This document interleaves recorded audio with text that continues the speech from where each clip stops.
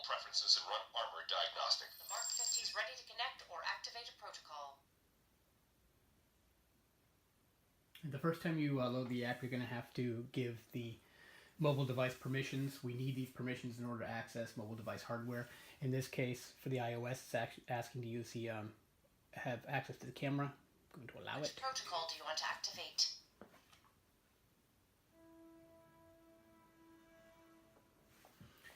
First option is to select the localized language. Terms of use. Armor is connected to mobile device interface. As long as the Bluetooth is active on the device, it'll automatically connect via Bluetooth. The user can create custom content, take their own face video, or create audio files. So this content is protected, uploaded to the robot, and protected by a 4-digit PIN.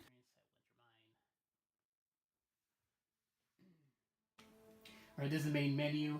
Really, from here on, the experience is sort of divided into two different paths. One is the nanotech, which has all of the AR capability and the AR combat simulator. The other side are the protocols, which really are just different ways of interacting directly with the robot. So we have three options: mobile command, Ironguard, and custom protocols. Mobile command is really a remote control for your robot. Ironguard allows you to put it into guard mode and select a response and assign it to a sensor. So when it's in guard mode, if a light sensor goes off, it'll do what you told it to do. If it hears a sound, it'll do what you told it to. So custom protocol is a very, very simple block, drag and drop block coding feature where you can drag command blocks that represent motor controls, LEDs, and some conditionals, so that you can create essentially a scripted, unique, animated sequence for the robot. We'll go ahead and go into command protocol. So mobile command is divided into more or less two sections. The wings here, which are direct remote control buttons, so I can raise his arms, I can turn his waist. Once his arms are in fire position, another button pops up, it's fire. I can go ahead and tap those and have him fire. I can drop his hands down, move his head back and forth. Of course, walk, forward, backward. Direct remote control buttons. In the middle is a content area. And at the top, it says Stark and it says Me. And this just allows you to modify the content options to be Stark related options, Stark audio, Stark video. Basically look like Stark, Tony Stark is in the armor.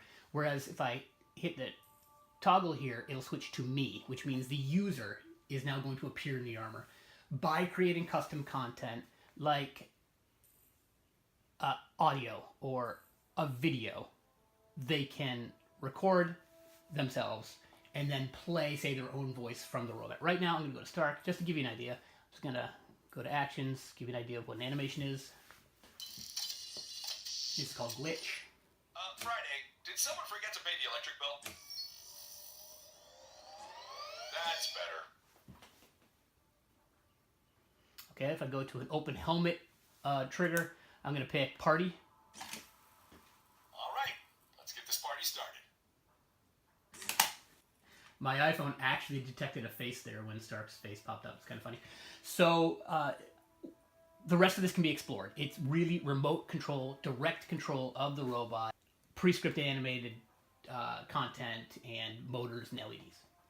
So Ironguard Protocols, go into that real quick. All right, so this is Ironguard mode. What it lets you do is assign different animated responses to any one of Iron Man's three sensors: microphone, that is sound input; light, detect any kind of light change in the environment; and his motion sensor. And delete that. I'm going to clear him out. So, for example, if I wanted to have him detect that someone is in the room and ask for a password, I would do this. I'd go to microphone. I'd go to the second button, which is basically Stark conditional responses, and I'm going to demand password number 1. I'm going to select the password. I want the password to be Pepper.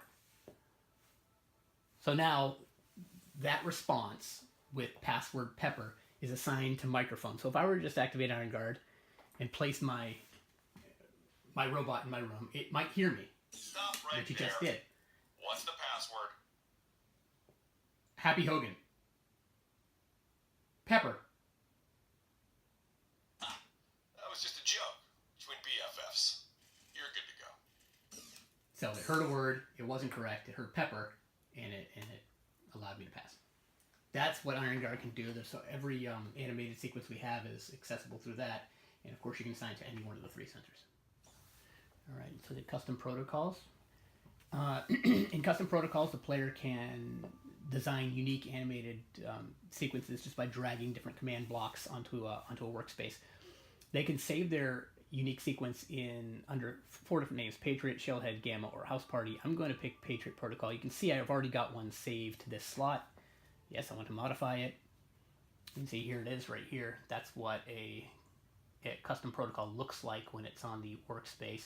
Each one of these is just a motor command, or custom content, or an LED command, or a flow control, or something like that. These categories have the commands in them, the different command blocks, like moving your foot, repulsor lights, audio, custom audio, or Stark audio.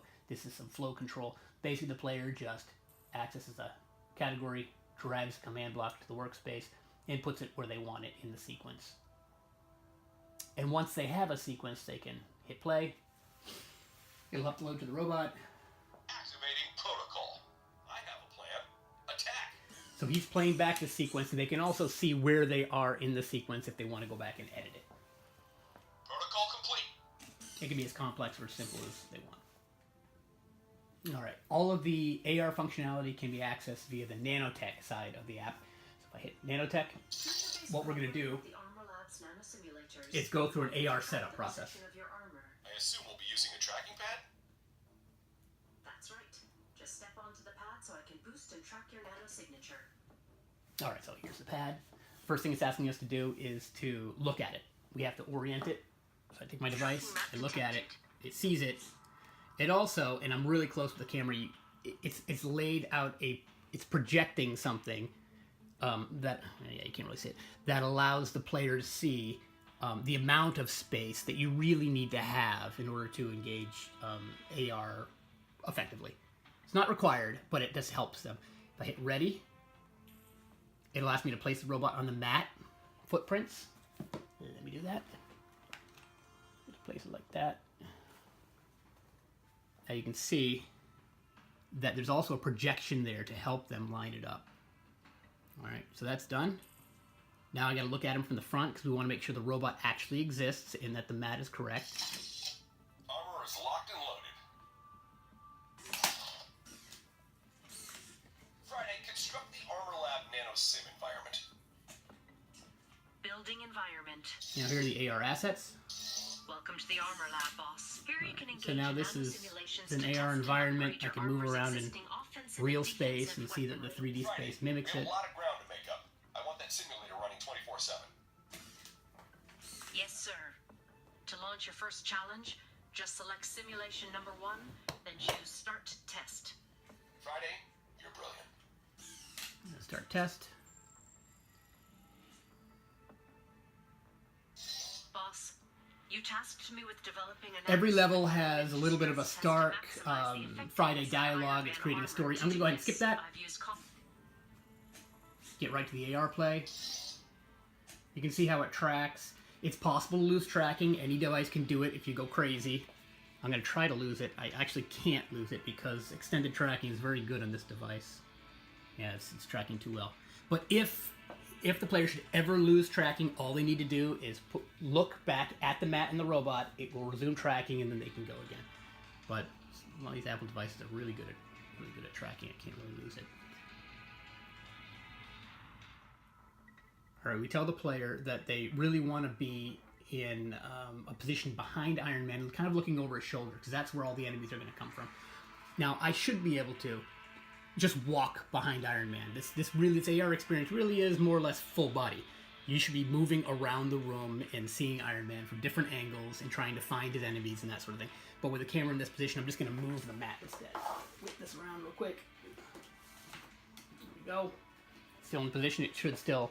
There, I've regained tracking. I'm sort of kind of in position. I'll hit ready, and the wave will start.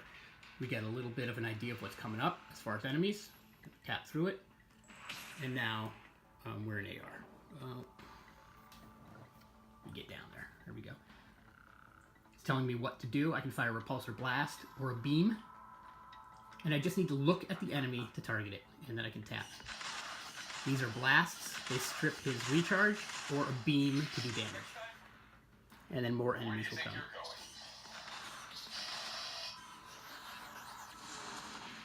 There's another one. Obviously, these early waves are very, very easy. They're just giving the player some experience with what to expect, how to target, the fact that they're going to be moving around the room a little bit, aiming at things, and of course using the basic weapon, which is the From here on in, it's just getting used to the weapons, the different enemies that appear for each wave, and I'm getting better and better at using them.